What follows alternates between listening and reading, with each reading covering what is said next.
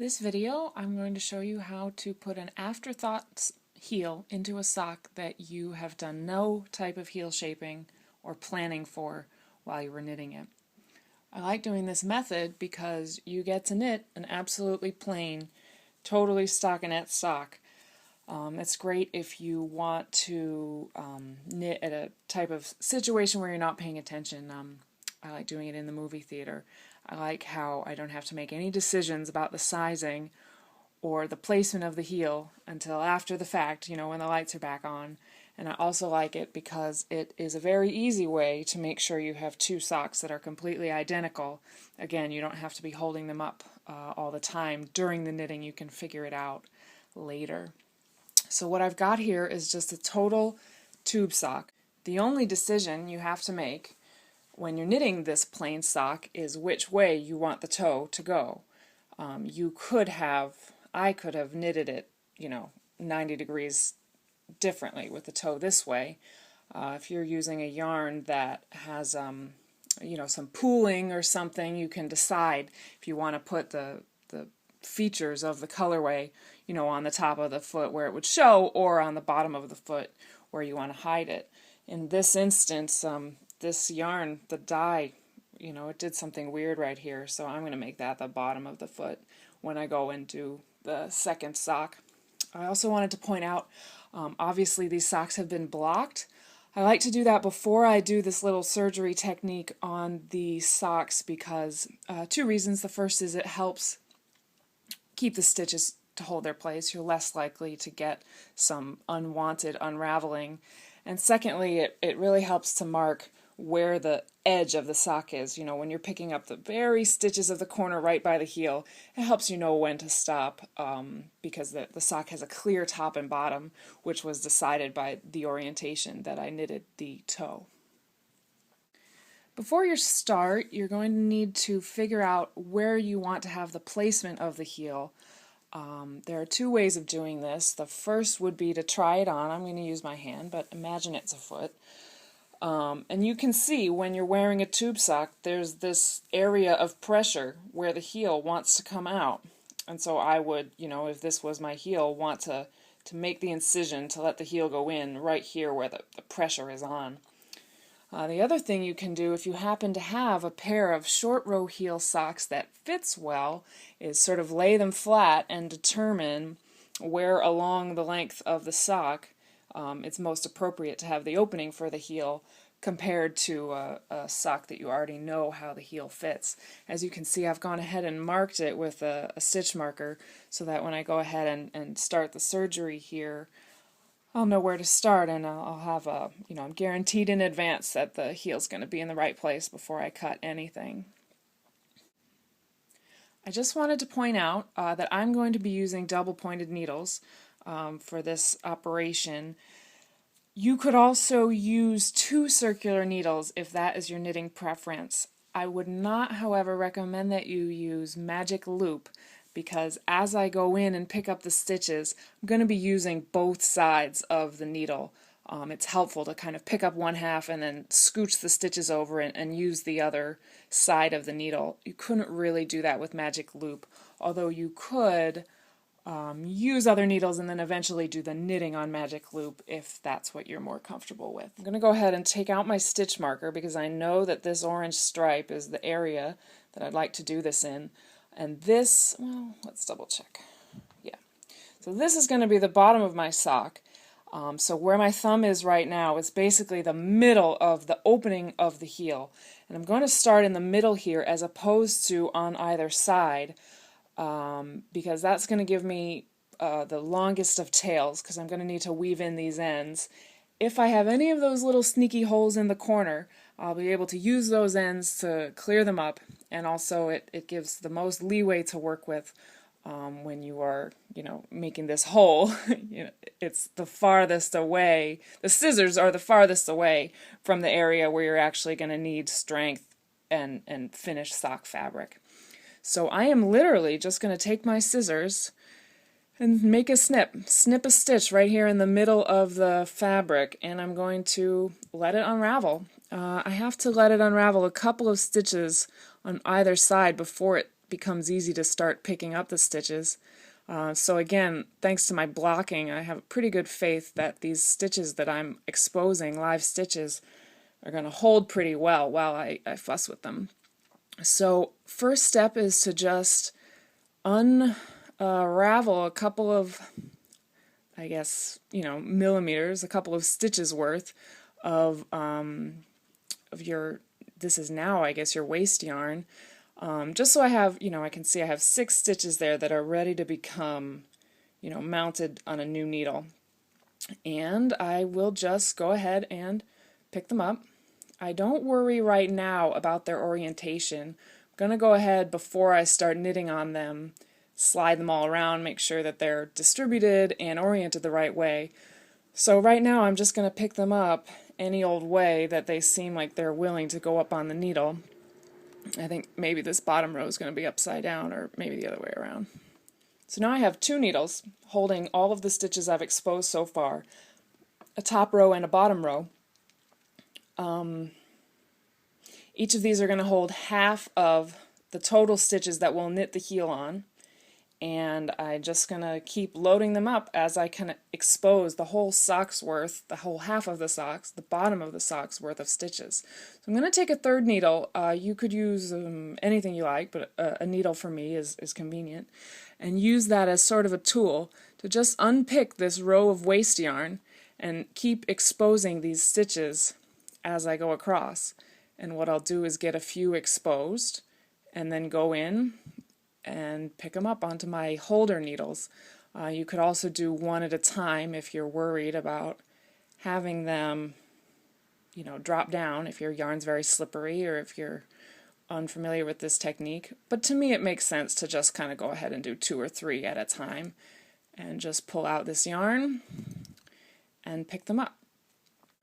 I wanted to point out right now that this is a 72 stitch stock neck stock. So if you are accustomed to making a 64 stitch sock, I'm going to have a few too many stitches appearing here for you. But with my 72 stitch sock, I have 36 stitches obviously per half of the sock. So my goal here is going to be picking up 34 stitches per needle. I'm unpicking 34 stitches of the bottom of the sock, but each stitch across the row yields 2 new stitches that need to be held. So I'm taking out 34 stitches from the original round, creating a new round of 68 stitches that the heel will be knitted on. And the reason I do a few less than the total number of stitches is that I'm going to be picking up a few in the corners again to close up those sneaky holes. As you can see, I've gone ahead and picked up that entire side of stitches. I've gone right up to the edge where my blocking sort of told me that the very side of the bottom of the foot is. And this is why I like using double points. I'm literally just going to slide the stitches to the other end, turn the whole thing over because I'm so right-handed I can only do it one direction, and start with this other little curly tail, go the other way and pick up the second half of my stitches. Same way as before, only now I've got a lot more on the needles. Oh, come on, get in there. Oh, this one's a little stubborn. There we go.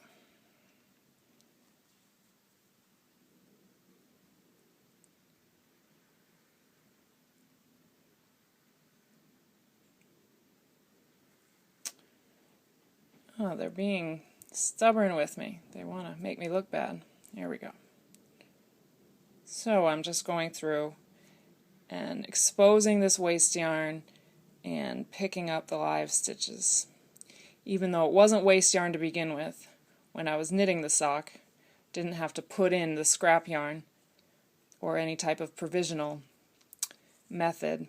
It's waste yarn to me now, and it'll just be woven in and then snipped off later. So here we are. I've unwound 34 stitches from the sole of my sock. I've turned it into 68 live stitches, distributed on 2 needles, with two ends that I'm going to have to weave in afterwards. The next step is to go ahead and divide up these stitches for knitting, and while I do that I'm going to make sure that they are all picked up facing the right direction. Also, I don't know if you can see this, but there's a couple that the yarn got a little splitty when I was picking them up, so when I slip them onto new needles I'm just going to go ahead and make sure that they're all fixed up and oriented the right way for knitting. This is the part where you could get set back up for magic loop if you wanted to. I prefer double points. I like dividing my stitches by 4 across 4 needles. So you can see here, they're not all oriented the same way. Some of them I'll have to slip knitwise, others purlwise to sort of get them facing the right way.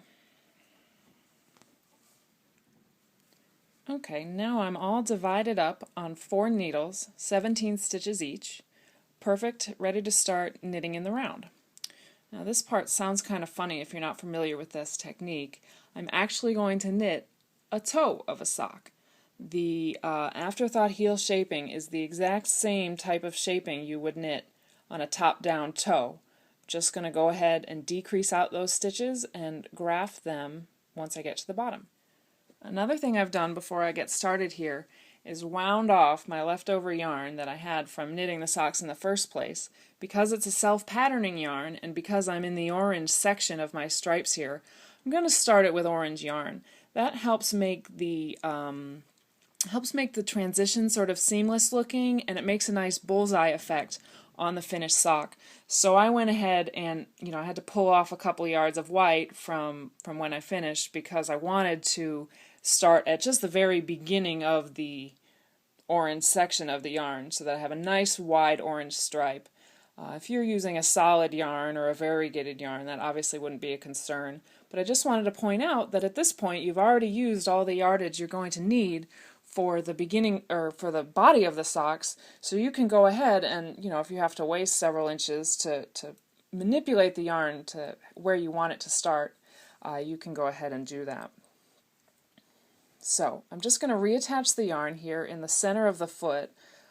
You could do it at any place, but because I'm going to pick up stitches in the corners, for me it makes more sense to leave those as is, not introduce a whole nother variable of putting the yarn, starting the yarn there.